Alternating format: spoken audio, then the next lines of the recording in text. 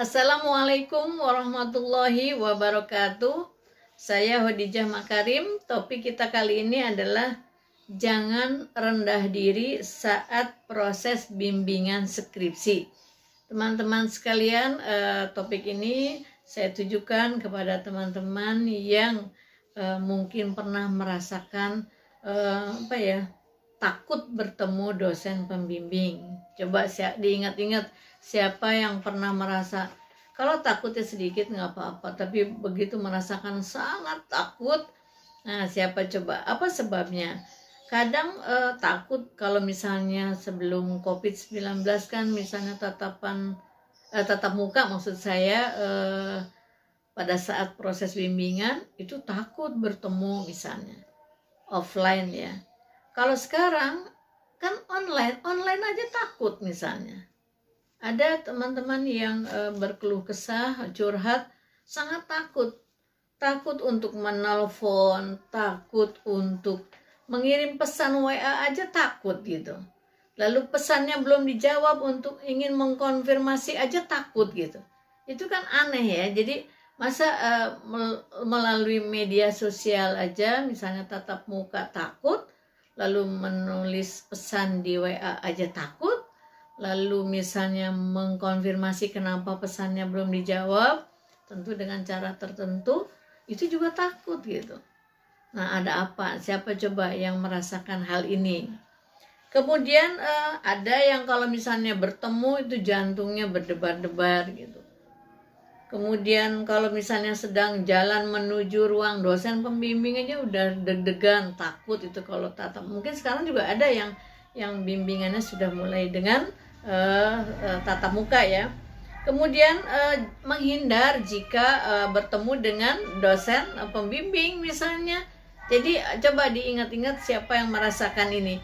Jika teman-teman merasakan hal ini, misalnya satu atau dua dari yang saya sampaikan tadi, berarti teman-teman sudah masuk dalam wilayah merasa rendah diri saat bertemu dosen pembimbing gitu.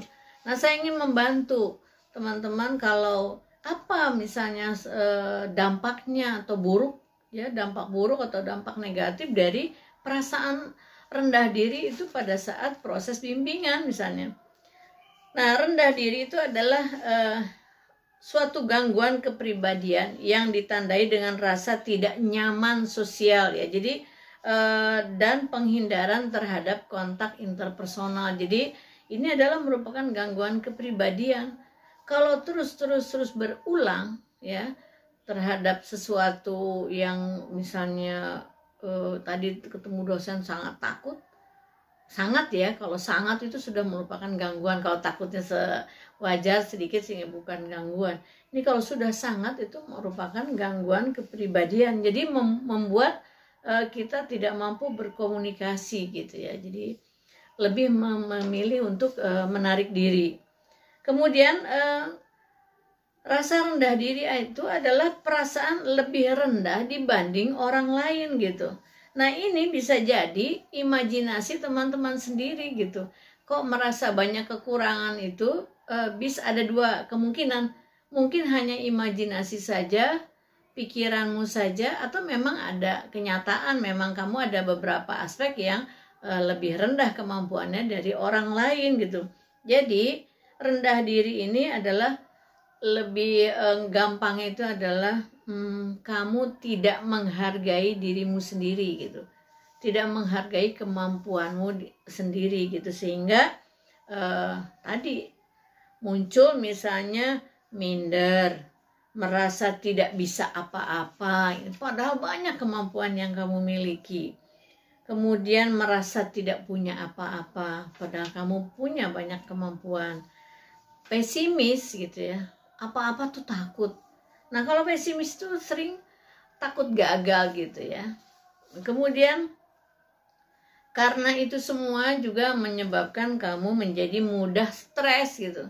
Kan merasa tidak punya bekal. Sedikit ada masalah langsung stres, sedikit ada benturan stres gitu kan. Kemudian juga pemalu ya. Malu dengan pemalu berbeda ya. Malu itu memang sudah harus ada dalam setiap diri masing-masing. Allah sudah memberikan rasa malu pada setiap individu, itu adalah untuk rem ya, untuk kendali diri. Malu, tidak ada orang yang kalau misalnya ada orang yang tidak punya malu malah jadi negatif. Tapi kalau sudah pakai pemalu berarti itu sudah tidak normal. Segala macam malu aja, yang positif pun melakukan yang positif pun malu, itu sudah menyandang pemalu ya. Kemudian merasa tidak berbakat, merasa kurang berharga, itu semua adalah tanda-tanda kamu sudah ada di wilayah rendah diri ya. Sekarang kita lihat bagaimana cara menghilangkannya. Jangan sampai kamu merasa rendah diri padahal sebetulnya kamu banyak kemampuan. Nah, sekarang kita lihat apa yang buruk ya, akibat dari kamu rendah diri misalnya. Saya kan pada kesempatan ini adalah ingin menggarisbawahi supaya kamu pada saat bertemu pembimbing itu merasa merasa percaya diri gitu. Nggak usah berlebihan, cukup sajalah gitu. Kalau berlebihan nanti kesannya menjadi sombong dan tidak sopan gitu ya. Nanti sulit proses belajar itu berlangsung kalau kamu merasa rasa percaya dirinya itu berlebihan. Nah, akibat dari rendah diri itu yang pertama, kehilangan kesempatan untuk bereksplorasi ya, untuk mengeksplor potensi diri. Kan tadi udah tertutup, merasa tidak punya apa-apa gitu. Jadi ya udah mundur. Orang lain maju, enggak, takut gagal dan sebagainya. Kemudian dampak yang kedua itu ya, yaitu menjadi rendahnya daya juang. Daya juangnya menjadi lemah gitu. Kan belum apa-apa sudah takut ya. Jadi semangat menurun. Kenapa? Karena memang itu tadi takut gagal, takut ada rintangan nanti nggak bisa menyelesaikan masalah dan sebagainya. Kemudian yang ketiga adalah tertutup jalan menuju sukses karena tidak punya kesempatan untuk berkembang. Nah, kalau sudah seperti ini semuanya tertutup, kamu terus kapan dong mau majunya ya? Jadi pesan saya teman-teman sekalian, kalau kita misalnya ya, saya dapat merasakan lah teman-teman misalnya, terutama teman-teman yang sudah ditinggal oleh seangkatannya misalnya, yang kalau dulu pada saat bimbingan ada 10 orang misalnya, terus yang 6 sudah lulus tinggal 4 orang misalnya. Nah, ini biasanya ada perasaan oh kok saya belakangan. Nggak usah dipikirin begitu, karena di dalam proses bimbingan itu sangat interpersonal. Pertama, kebutuhan untuk selesai segera berbeda satu sama lain.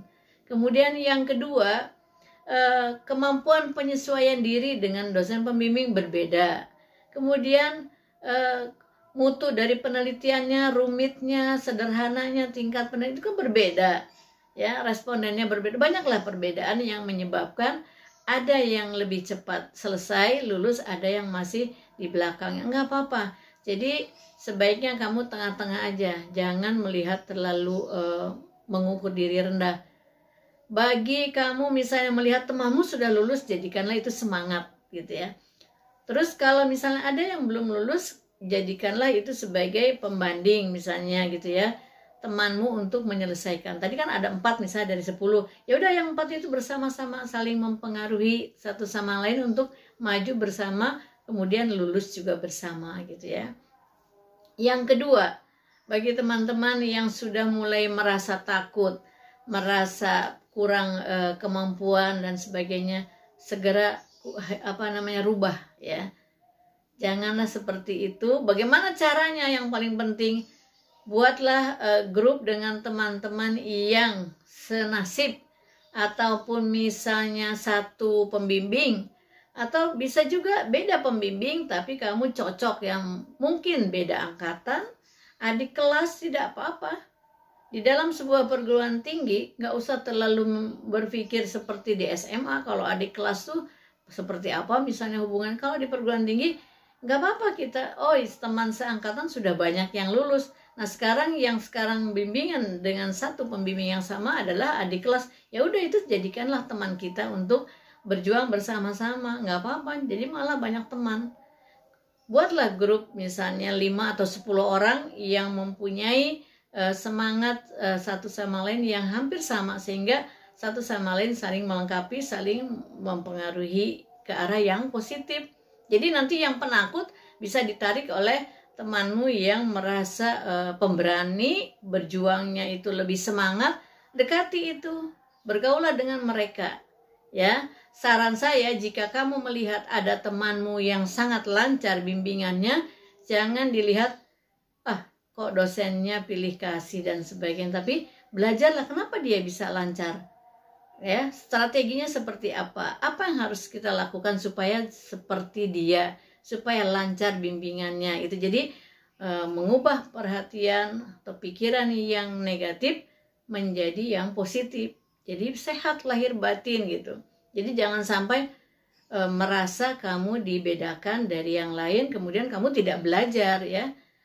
Dan yang berikutnya adalah isilah kepalamu dengan banyak membaca, banyak mendengar, baik yang sesuai dengan hubunganmu dengan penelitianmu, atau misalnya bacalah atau cari ilmu-ilmu yang berkaitan dengan dosen pembimbingmu. Misalnya contoh saja ya, kalau kamu sekarang sedang komunikasi, judulnya adalah misalnya kaitan dengan bidang psikologi, lalu dosen pembimbingmu adalah dosen filsafat ilmu misalnya, maka kamu baca juga lah bagian-bagian yang berkaitan dengan filsafat, supaya nanti kalau berkomunikasi dengan dosen pembimbingmu itu ada bisa saling berkomunikasi dengan lancar gitu ya.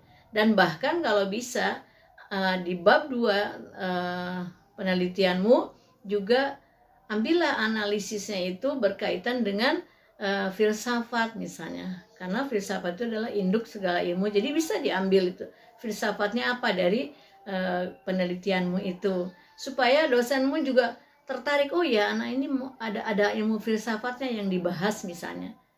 Ambil aja yang relevan, insya Allah itu bisa menjadikan cara untuk berkomunikasi dengan dosen pembimbingmu lebih baik gitu ya. Jadi berempati. Kalau misalnya ilmu yang dikuasai oleh dosen pembimbingmu berjauhan dengan judul penelitianmu, ya nggak usah dipaksakan. Tapi untuk berkomunikasi kamu membacalah bagian-bagian pengetahuan yang disukai oleh dosen pembimbingmu sebagai media sarana berkomunikasi, supaya kalau ngobrol bisa nyambung tek-toknya ya. Jadi kesimpulannya, jangan merasa rendah diri, jangan berpikir apa yang kamu tidak punya, tapi berpikirlah apa yang kamu sudah miliki. Insya Allah sesungguhnya kamu itu mampu, dan berpikirlah bahwa saya pasti bisa. Ya, insya Allah ini bisa membantu teman-teman untuk membangkitkan semangat. Jangan takut untuk berkomunikasi. Kalau mau kirim pesan, kirim aja. Kalau mau kirim email, kirim aja. Kemudian kalau mau konfirmasi aja kepada dosen pembimbingmu. Insya Allah dosenmu akan tetap dengan ikhlas membimbingmu, baik offline maupun online ya. Yang penting adalah berkomunikasilah dengan santun ya, sesuaikan dengan kondisi masing-masing. Bagaimana dan jam berapa kamu mengirim pesan, itu sesuaikan dengan hubungan interpersonalmu dengan dosen masing-masing. Nah, mengenai tekniknya saya sudah membuat beberapa video tentang cara mengirim pesan kepada dosen pembimbing.